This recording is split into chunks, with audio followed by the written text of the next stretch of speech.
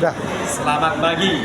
Saya sekarang kuliner di restoran masakan Manado di Remo Mall Bekasi. Saya bersama mantan pejabat Kementerian PU. Saya perkenalkan, ini adalah Bapak Dr. Andes Puja, Negara Magister Manajemen, dan Bapak Gunawan. Ini masakan sangat enak sekali, tetapi lebih enak nanti ingin mendengarkan suka dukanya pengalaman menjadi pejabat di Kementerian PU. Silakan Bapak Puja. Ya. Terima kasih Pak Budi atas kesempatan yang diberikan untuk menyampaikan sedikit suka duka sebagai kepala biro kepegawaian. Berbicara mengenai suka duka, tentu saja perlu saya jelaskan sedikit proses bisa menjadi kepala biro.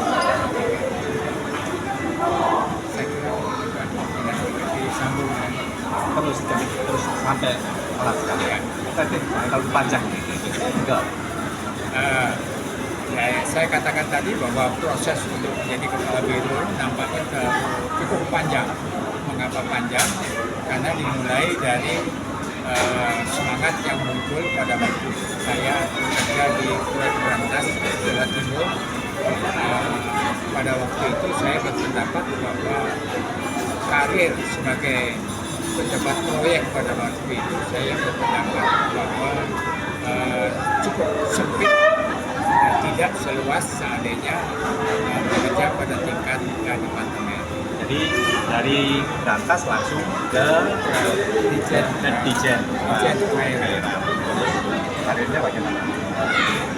Pada waktu saya menjadi pejabat di Dijen Pengairan sebagai Kasubag TI Kepegawaian, saya memulai tahun 1980 dan selama menjadi petugas atau pejabat di Direktorat Jenderal Pengairan, saya berusaha untuk menikmati atau menjalani semua tugas-tugas di bagian kepegawaian, baik sebagai subakti kepegawaian, subat pengembangan kepegawaian, dan subat program. Nah, itu saya jalani ketika jabatan ini saya sudah lalui, sehingga sudah cukup lengkap seandainya saya bisa menjadi kepala bagian kepegawaian. Akhirnya jadi kepala bagian, benar? Ya, saya tidak bisa menjadi kepala bagian kepegawaian karena kepala bagian saya belum waktunya pensiun. Nah, pada waktu saya menjabat sebagai kepala sub bagian total, tidak lebih dari 2 bulan, ada lowongan jabatan di tingkat departemen sebagai kepala bagian organisasi dan tata laksana Biro Kepegawaian PU ya, pusat, bukan di Dirjen. Terus kemudian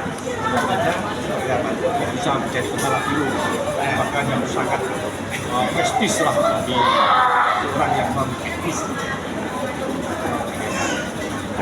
Jadi dari pengalaman yang ada, kepala biro kepegawaian itu biasanya banyak dijabat oleh para insinyur, tamatan dari kepala dinas, PU, provinsi, kepala kantor wilayah PU di provinsi, dan terakhir memang Pak Purwantoro sebagai kepala biro itu beliau teknik. Dan beliau pada waktu itu diganti oleh Pak Bobi. Dia juga tamatan Kanwil PU di Kalimantan Barat. Ya. Nah, berikutnya juga kepala biro kepegawaian dijabat oleh mantan kepala dinas dan kepala kanwil. Ini suatu hal yang luar biasa, jadi Pak itu bisa naik dari kepala biro. Ya, tentu saja untuk bisa menjadi kepala biro nampaknya di samping memang upaya yang sedikit dari yang bersangkutan, tentu saja kehendak di atas kita ini nampaknya sangat menentukan. Namun beliau yang di atas kita juga tidak akan menentukan seandainya tidak ada upaya. Pak, maaf ada orang tua saya tunggu Pak. Terima kasih Pak. Gitu ya. Pak sebentar ini. Oh iya. Pak, Tunggu, tunggu, Gunawan, sebentar. bagaimana Pak? Terima kasih Pak Profesor Oke Pak. Kesempatan ini saya Gunawan Subianto Terus bekerja di Departemen PU, waktu itu namanya Departemen PU Pekerjaan Umum dan Tenaga Listrik, mulai dari tahun 1974. karirnya Pak, karirnya Semenjak itu kami di lingkungan Direktorat Jenderal Pengairan sampai tahun 89. Nah, setelah tahun 89 di Direktorat Jenderal Pengairan, saya masuk ke Biro Kepegawaian sebagai kepala. sebagai Kepala Subbagian Kelembagaan Non-Struktural, bagian Ortala, bagian Organisasi dan Tata Laksana Biro Kepegawaian. Nah, Selanjutnya kami pindah masih dalam bagian Organisasi dan Tata Laksana sebagai Kasubag Kelembagaan Struktural. Nah, menangani mengenai organisasi dan tata kerja di lingkungan Departemen Pekerjaan Umum waktu itu. Nah, selanjutnya dari bagian Ortala kami pindah ke bagian Kasubag Pembinaan Jabatan Fungsional. Pak Guna pernah jadi eselon 3 di situ di bagian apa Pak? Di bagian mutasi, jadi Kasubag mengenai pembinaan jabatan fungsional, selanjutnya naik menjadi kepala bagian pembinaan jabatan fungsional, di mana di situ menghasilkan jabatan-jabatan fungsional di lingkungan Departemen PU, dari jabatan pembinaan kepala bagian pembinaan jabatan fungsional pindah ke bagian mutasi. Di bagian mutasi memegang Kasubag Mutasi Wilayah 1. Selanjutnya naik menjadi kepala bagian mutasi Biro Kepegawaian dan Ortala. Terus pengalaman terakhir Nah, kok pengalaman kemarin terakhir menjadi dari Kabak Mutasi terus menjadi itu korpri di apa itu? menjadi Sekretaris Korpri Baik. Departemen PU. Terus Nah, di situ kami mengikuti rapat-rapat dalam mengupayakan jabatan Sekretaris Korpri Departemen menjadi eselon 2B. Alhamdulillah bisa berhasil. kemudian itu Kemudian jadi saya masuk menjabat sebagai Widya Iswara Nah, ini. Media, Iya. ya. Terus akhirnya Widya Iswara seluruh bidang tahun berapa? Media, bidang umum. Udah di Widya Iswara sampai tahun berapa Pak?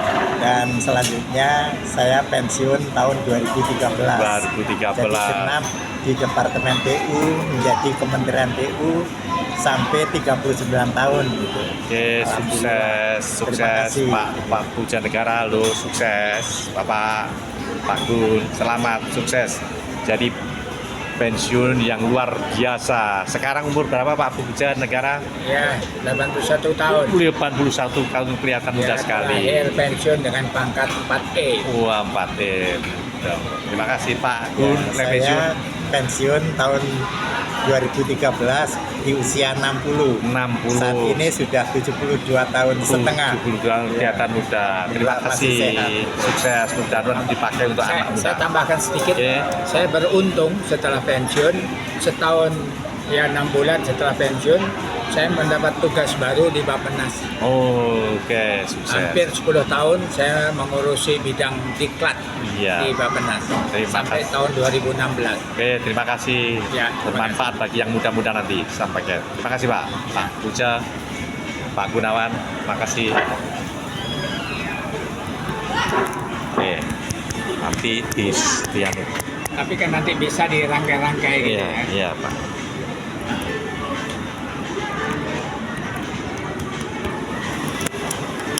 Nggak nyangka kalau Bapak jadi wartawan ya. Enggak, itu ini Pak.